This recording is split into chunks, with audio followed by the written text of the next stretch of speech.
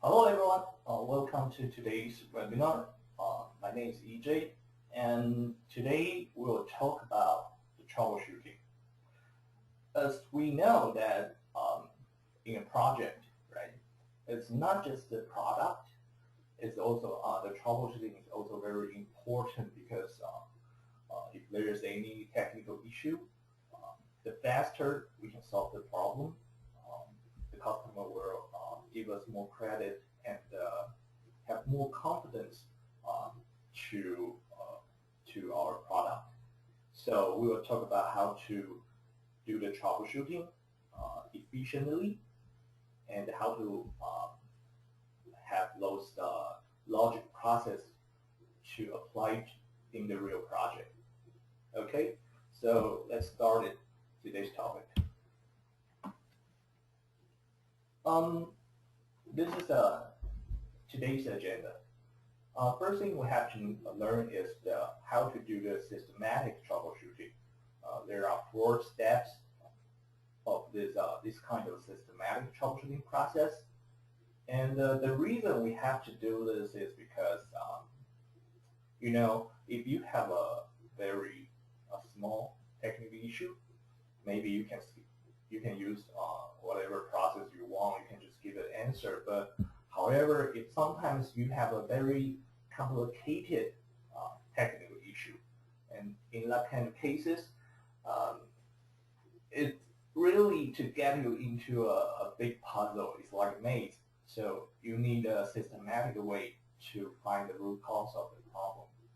And today we will also learn how to apply those thought process into a real cases. And I will have a few cases I can share with you, and let's see how we actually use the systematic troubleshooting process in those cases. Okay, so let's start. So talk about the systematic troubleshooting. There are 4 steps. The first thing to do is identification. Identification what? Of course, we have to identify what's the real symptom of the problem. Because usually, customer will say that there's something wrong, but they tend to not give you the full picture of the issue. So what we have to do first is to identify what's the real problem, what's the symptom, okay? And the next thing to do is do the analysis. So once we know the problem, what's the symptom, we have to know the big picture of the whole project. So usually I will get a topology, network topology of the whole project, and I will want to collect some information about this project. And after that, we can analyze what might be the root cause in this technical issue. So the next thing to do is to provide a solution. Once we done the analysis, we can thought of some possible causes and provide a suitable solution and tell customer how to verify those solutions. Of course, the last thing to do is to examination. Okay, so to examine if the solution can actually fix the problem. If it can fix the problem, that's good. If the solution doesn't work, then we go back to analysis and start all over, see what we might miss. Okay. So the first thing, identification. So identify the issue as the most important thing. I believe you all have this kind of experience that the customer tell you that the system doesn't work, but well, this is the kind of information that doesn't help at all because system doesn't work. It's not a good information for troubleshooting. We have to know more details about how it doesn't work. Where does it doesn't work? So we start to collect more information. So to collect more information, we have to ask the right questions.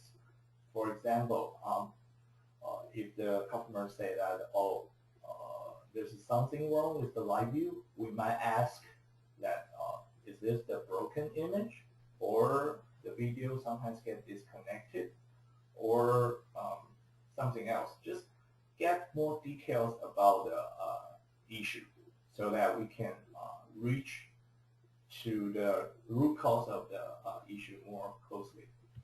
Okay, the next thing to do is to translate all the information into technical terms. For example, customer tell you that the system is running slow, but slow is not a technical term, right? Slow is not going to help let you know that we need a number. So the real question here is that we have to translate this kind of information into technical terms. So we're going to ask questions like, for example, so your system is slow. Please tell me what's your CPU usage? What's the percentage of your CPU usage? Or would you please take a video clip so I can check how slow it is? Or we can, through the video clip, we can know that what cost of doing what operation the system is running slow. Is during the live view, or is during the playback? This kind of information can actually help us to identify what's the real symptom. And here's a small tip. Try to find out the case scenario, including how they use all the functions. Because, for example, if the customer say that, okay, my live view is slow, would you please help me? And we checked the project scenario, and we find that he's looking the live view through the internet. So the bandwidth is limited. And in this kind of a scenario, we can just simply suggest the customer to maybe lower the resolution, or use the Newell has a function, it's called the transcode, or you can use the second string for the remote live viewer, so that you can save the bandwidth and just simply provide a workaround solution. Okay, the second step is the analysis.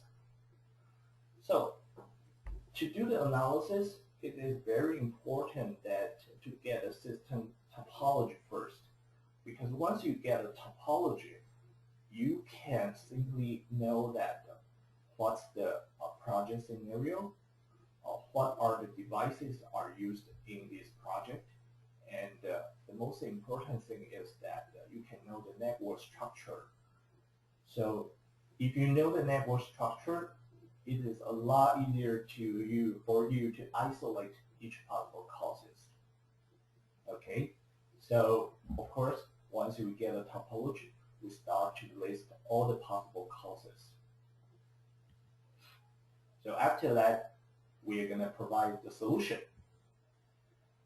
Okay, so to provide a solution, usually we will use this kind of process. It's called the process of elimination. So what's the process of elimination? It's a method to identify an entity of interest among several ones by excluding all other entities. Well, it sounds like a very sounds quite deep, right? But actually, don't worry. To be honest, it just means that you have to list all the possible causes, and from your experience and your knowledge, delete all the causes that you think is not possible, and the one remain will be the root cause. But please notice that this process of elimination requires experience and knowledge of each individual technician. So the more experience and knowledge you have, the faster you can track down the root cause without too much trial and error. Because in our real project, we have limited time. So it is impossible to list all the possible causes and ask a customer to troubleshooting one by one. But the senior technicians usually have the skill to eliminate those causes that he think is not possible, or he can rule out all of less likely to be the root causes, and the one remains would be the usually would be the one that actually is the root cause of the issue. So my suggestion is that as a technician, you should have your own knowledge base. What is knowledge base? Is that during the troubleshooting, you will get some experience, right? And using those experience to have your own troubleshooting knowledge base is very helpful for you for your future troubleshooting.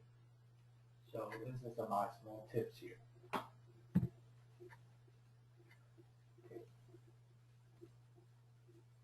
Okay, so the last step is examination. Okay, so what we have to do is to examine the solutions to test if the solution can actually fix the issue. If none of the solution can solve the problem, then the first possible cause is that there might be other facts that we haven't listed, we haven't thought of. So it's not on the list. Of course, we didn't examine yet, and it might be the actual root cause. The other possible is that we accidentally delete the actual cause, so we didn't examine it. So if the solution doesn't work, we have to go back to the analysis and maybe check the list and see if we miss any other possible factors. And we have to make sure that we didn't delete the actual possible cause of the issue.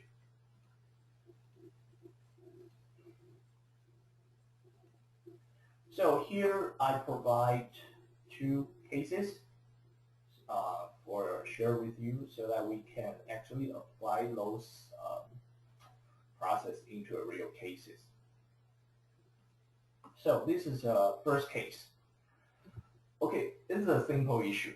Okay, so customer said I have a new NVR as my surveillance system.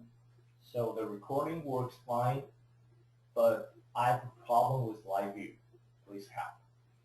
So this is the usual daily question that we technician will get like every day through the email, through the system, no matter what. So in this kind of a description, actually there's not much we can do. So we have to get more information from the customer. So what can we do? What we're gonna do first is to identify what is the issue. Problem with live view, that doesn't help. Problem with live view could be anything. So we have to ask the right question. What is the symptom of the live view problem? So what's the symptom? Okay, so the customer replied such as, okay, the image is broken sometimes. So through this information, we can know, okay, this is a broken image. Maybe we can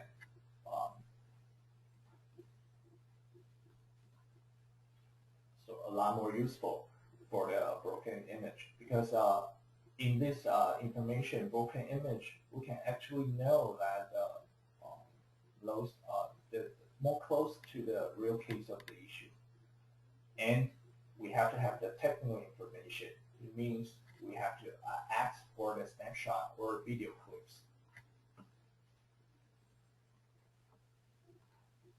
So next thing to do is to analysis. And those are the questions I will usually get from customer when I'm doing troubleshooting. Those are the very major items that might help us to do the troubleshooting. The first one is the product information. So through the product information, for example, what's the product model name? What is the version of your product. So through those information, we can know that if your case is the non-issue, or it's actually a spec limitation or function limitation, or you're just resetting something, or the function you request is not even supported by this product. So we have to get the product information first. The second thing is the camera information. So through the camera information, I will ask for what's the manufacturer, what is the camera firmware version, and what's of course, the camera model. And through those information, we should be able to know the compatibility between the camera and the software. Also, we might be able to check the camera spec list so we can know if this is a camera limitation, or does the function actually support by the camera. We can know those informations. And the third thing we have to ask is the network topology. This is very important because, like I mentioned before, once you have the network topology, you can know the network bandwidth, and what kind of network devices, what kind of switch, what kind of cabling does the customer use. For example, is he using the Cat5? Is he using the maybe fiber, or does the customer actually using the wireless? This kind of information may help us a lot. And next thing I will ask is, which channel? What does it mean? It means that sometimes the issue only happens on certain camera, certain channels, and if those issue happens only on those cameras, it indicates that it might be the integration issue with the camera, with the standard software, or it's just that this specific camera is broken. However, on the other hand, if the issue actually happens on all the other cameras, all over the channels, usually it's not the integration issue. Probably we have to look for other possible factors. And the other thing I will ask is the operating environment. These include a lot of information, such as I want to know what's your OS, what's your operating system. If you are using a PC-based MDR, I want to know what's your OS, because sometimes customers are using a very old system, or the system is too new, or the system is not even compatible with the MDR, so there might be issue. Or we will have to ask, does the customer use any antivirus, or did he disable the firewall? Those are usually calls that in the usually our daily basis cases. And yeah, those are the information I will get from the operation environment. Of course, I will ask customer to give me the logs. For new one, most of our products have you can check our logs. You can in some product you can even export the log. So once you provide the logs, we can know more details about these whole cases. Okay, so after we finish the analysis, we move to the next part, is the solution. Okay, so through those informations, we know that, okay, so for example, if I got the product information, I know that this issue, for example, the issue as a broken image is actually, well, it's actually not a non-issue, and it's nothing to do with the limitation or the function.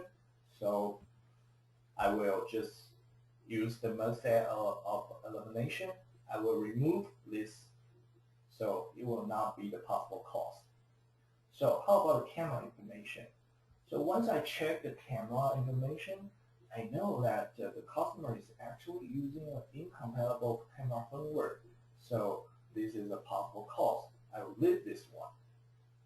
Okay, and move to the network topology. Well, the system structure is very simple. customer has one PC, 5 cameras in a LAN environment, so there should be no network bandwidth limitation or network factor that would cause this problem. So I would just remove this item for now. Okay, so does the problem happens on all the channels, or it only happens on a specific channel? Or actually, the customer have, for example, in this case, maybe customer have 5 channels, 5 cameras, and a problem only happen on one specific channel. So this might be a real cause of the issue. So we leave this one, and we check the operation system. It's actually compatible, and does the customer actually disable the firewall and the antivirus? So we will eliminate this factor, and we check the logs. There's no abnormal situation, so I will still I will eliminate the logs also.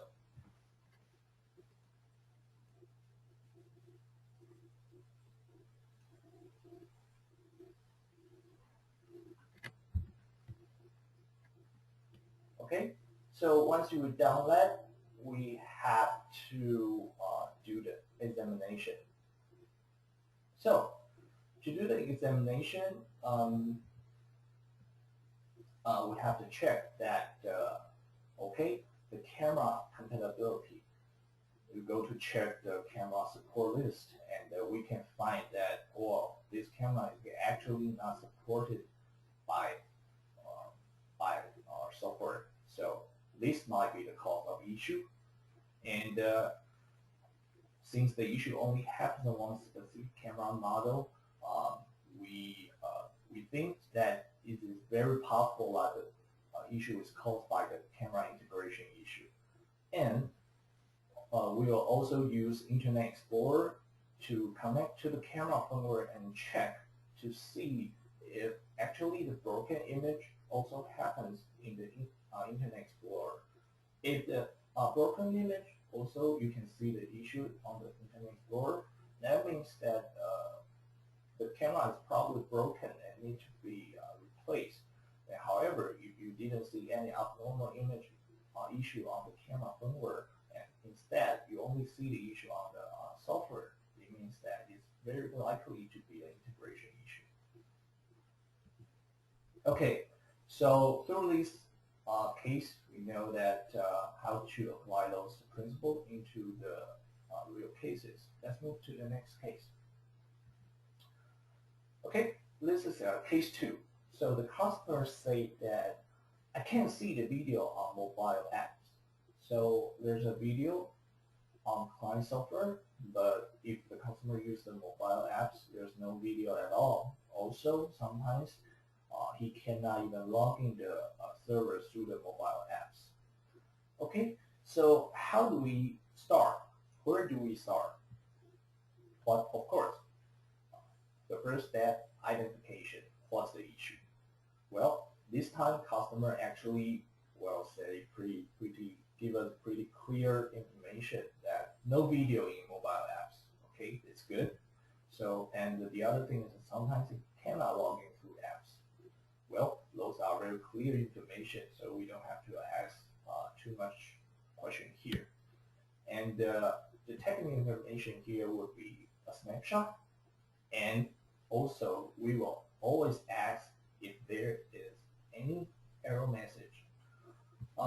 Please notice that it is very important to get an error message, because as a manufacturer, to get an error message, it pretty much means that we can track down the issue handling, because the error message is designed by the manufacturer. So if you give us an error message, usually we can track down to the root cause of the issue, and it will reduce the time for troubleshooting dramatically. Okay, so the second thing to do is to do the analysis. Of course, those are the questions you have to list. What's the product link information?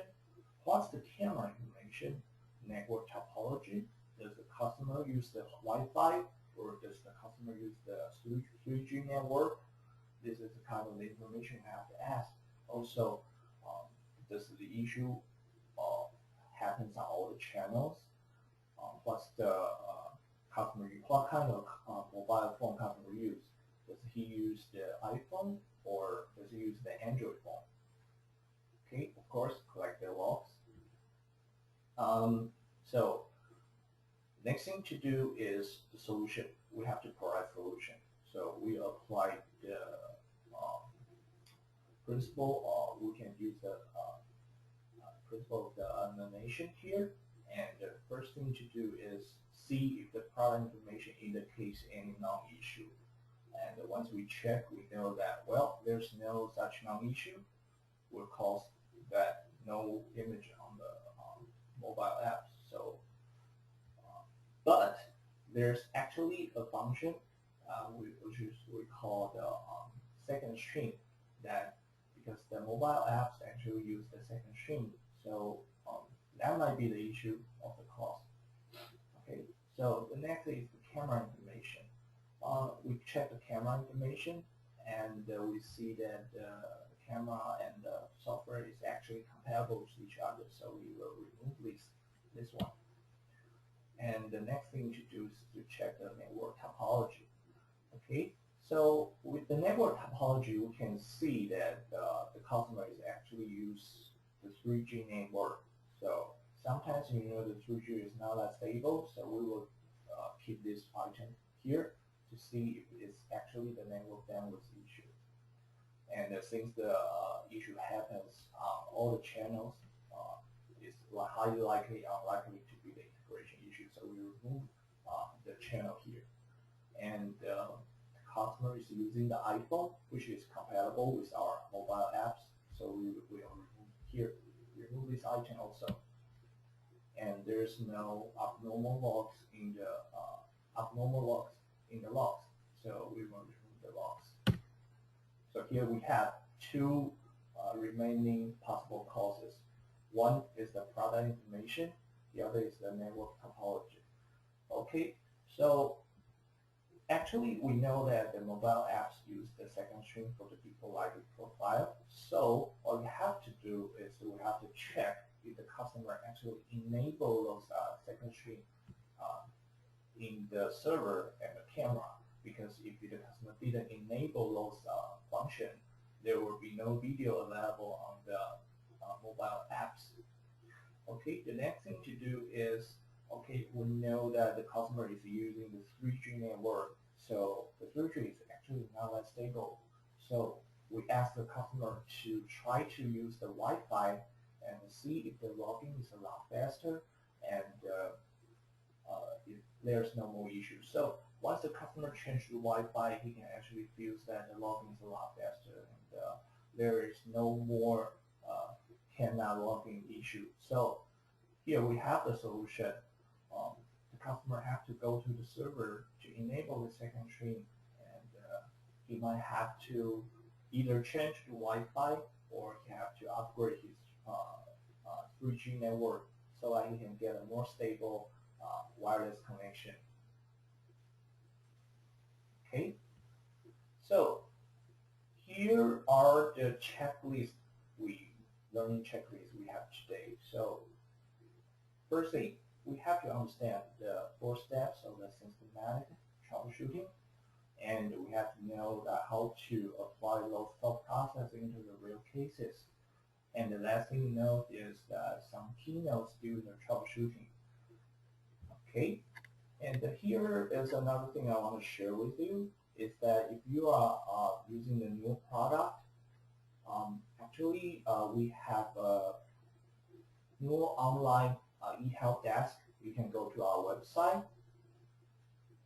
Okay, and once you go to the website, go to the support page, go to the e-help desk, and then we have an online platform that you can use and to troubleshooting with our technicians. Also, we have another tool. It's called Wiki.